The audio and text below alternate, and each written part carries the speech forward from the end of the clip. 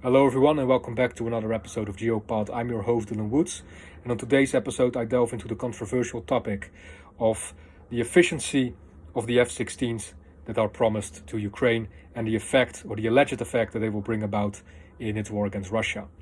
So this has been quite a controversial topic among military analysts, politicians and commentators, because it seems to divide them into two camps, right? So first and foremost, you have those who claim that the F-16s, the quantity of F-16s that are promised to Ukraine, and just the F-16 weapon platform as a whole, will prove to have a very limited effect on the outcome of the war, right? There simply aren't enough of them, and even if there will be enough of them, there simply won't be enough munitions.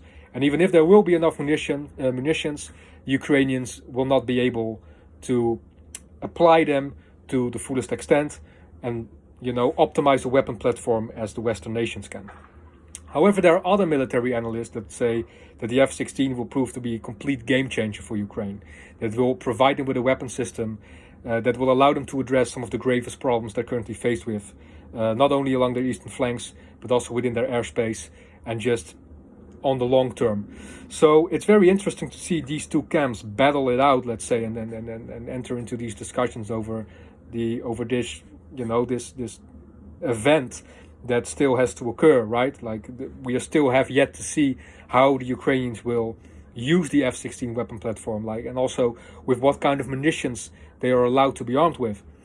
So what I like to do in this video is give you my opinion, my theory, my perspective regarding this question, and provide you with my answer as to what effect will the F-16 bring about for the Ukrainians in the near and long term of this war.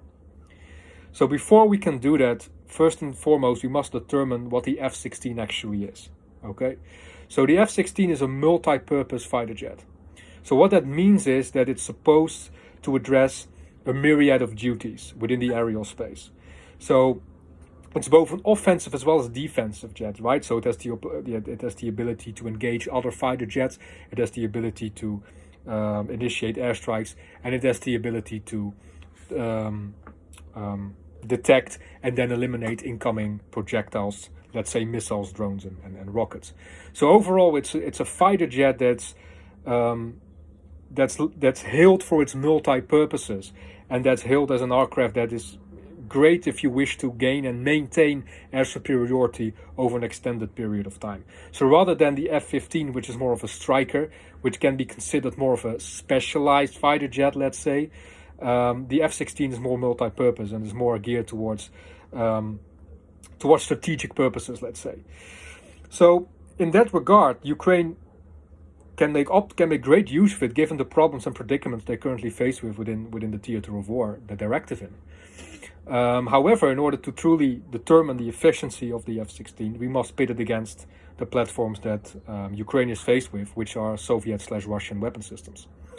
So I can pit these two against each other in two ways, right? Like I can compare the qualities of, let's say, Russian fighter jets and the F-16, go by the properties, the size, the width, the maneuverability, let's say, and the weapon systems that they can potentially be armed with. Or we can do it in a different way, which is to pit the actual performances that both these weapon platforms have had and deduce the efficiency one has against the other that way. I believe that if you wish to determine the efficiency of a weapon system, you have to go beyond mere statistics and properties alone. This is one of the problems that I have with websites such as Global Firepower, for example, who just measure the statistics, who just measure the numbers and pit them against each other. And in my opinion, that's not how you come to an objective and in-depth conclusion about which party or which weapon system is most efficient in the theater of war. What you have to take into consideration is strategies, command and control, and performances, right? Performances in previous theaters of war and in previous conflicts. So let's start with that, and let's see how the F-16 has fared against Soviet/Russian weapon systems so far. Well, if we go down that route, we pretty soon come to the conclusion that the F-16 has proven to be incredibly efficient against Soviet and Russian platforms in the past. For example, the wars Israel has fought against its Arab neighbors throughout the 70s and even throughout the 80s when it conducted its operations in Lebanon. The F-16 has had overwhelming positive results against Russian-Syrian fighter aircraft, as well as Russian-produced and disseminated aerial defensive systems.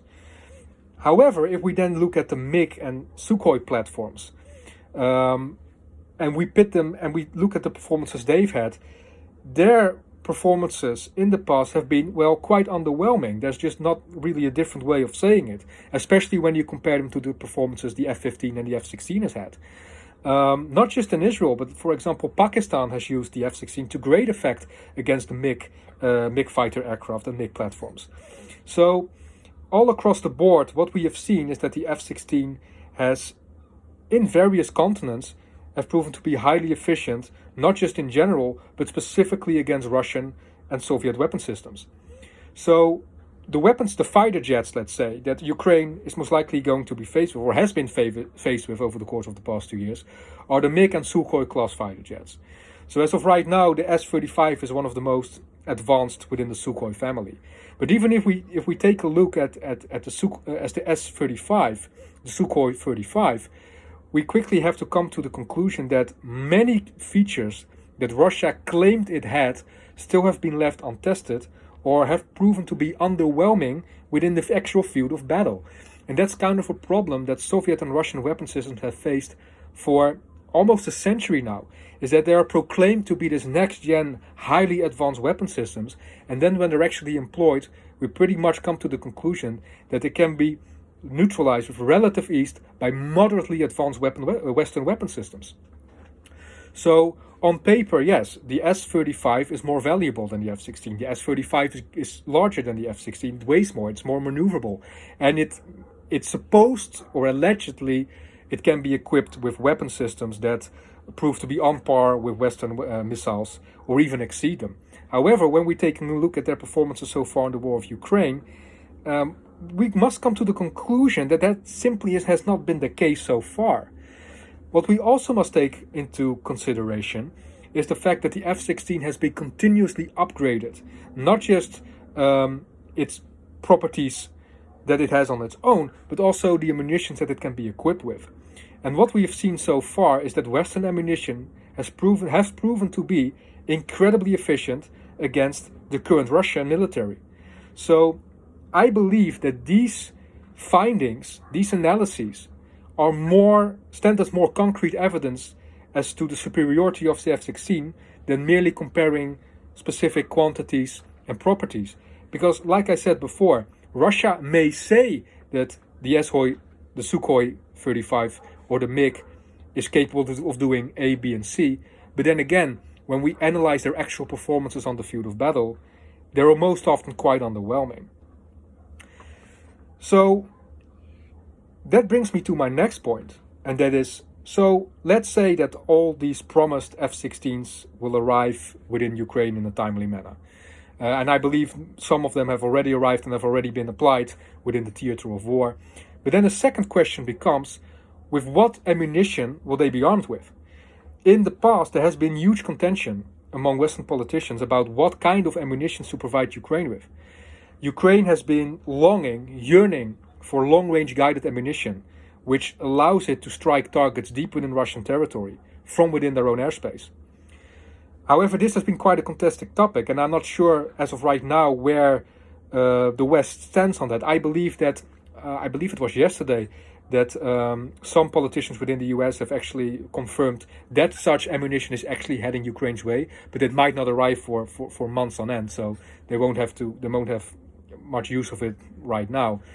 But that will be a huge game changer, right? Because you can have the platform, but if you cannot optimize the platform to its furthest extent, then that also becomes, well, quite a predicament.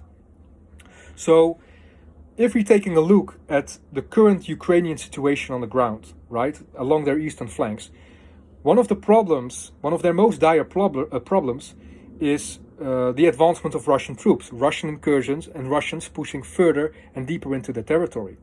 So if you wish to counter that, and you're having shortages of manpower, you're having shortages of ammunition, what you are in need of, for example, might be cluster ammunition that will allow you to take a great number of troops, of advancing troops out on the ground, as well as enemy weapon systems, enemy artillery, and enemy logistical resources.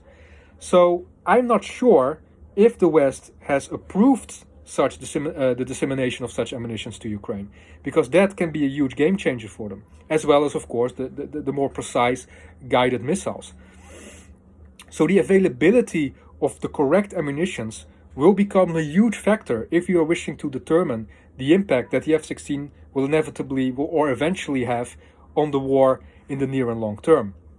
What also will be telling is the way the Ukrainians will optimize them. How are the Ukrainians going to use the F-16s that they will have at their disposal? So I believe as of right now, a number between 16 and 17 fighter jets have been promised to them. I am not sure as of this moment, as they have already arrived. I'm not sure if they have. I don't think so, because I still believe that the bulk of their pilots are still in training. But if they have, you must look at ways in which they can properly be applied, right? So, and this is one of the greatest criticisms that military analysts have had. Not just that the F-16 is being provided as a functional weapon system that is, has to increase chances of an eventual Ukrainian victory, but more so the number of them. Because as of right now, Russia has approximately 800 to 900 fighter jets still capable of operating within Ukraine. So even 60 and 70 is a very small number, even if, we determine that the F-16 is in fact a more superior fighter jets than the bulk Russia currently has at its disposal. So rather than saying we're going to use our, let's say, a handful of squadrons of F-16 in the hopes of gaining full air superiority or aerial supremacy, well, that's just a reverie, right? I mean, that's never going to happen. Your numbers are just simply too short. So in that degree, the more critical military analysts, let's say, certainly are in their right. The F-16, in that regard, will not have that immediate effect because their numbers are simply too small. However, what Ukraine can do is detect along its front lines where the most fighting and the most likely Russian advances are going to take place, then try to gain air superiority within those designed pockets as to halt the advance, damage their troops, damage their morale, and then shift to the next phase. So then what you will find is that you will be able to gain localized air superiority rather than spreading it out over the entire eastern flanks, and then move from designated space to designated space where the F-16s are actually most needed. Another element that the Ukrainians will most likely optimize is the F-16's aerial defensive capabilities. As of right now, Russia has been armed with a new load of Iranian missiles, hundreds of them, if I'm correctly, and pretty much they've been bestowing Ukraine with missiles, drone, and rocket attacks on an almost weekly basis, and some of them have actually done quite the damage. So first and foremost, what I believe in the short term, the Ukrainians will optimize the F-16 more on the defensive side to defend their airspace and to limit the maneuverability of Russian aerial attacks and aerial fighter jets.